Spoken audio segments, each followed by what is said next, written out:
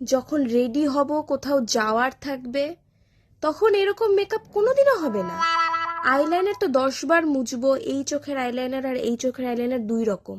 এটা সমতল হলে পরে এটা মালভূমি হবে, এটা মালভূমি হলে পরে এটা যে কোন ভূমিতে যাবে তার কোনো ঠিক ঠিকানা থাকে না। এখন কোনো কাজ নেই বাড়িতে, ভাবলাম একটুখানি মেকআপ করি, দেখি কেমন লাগে। And this is how it turn it out.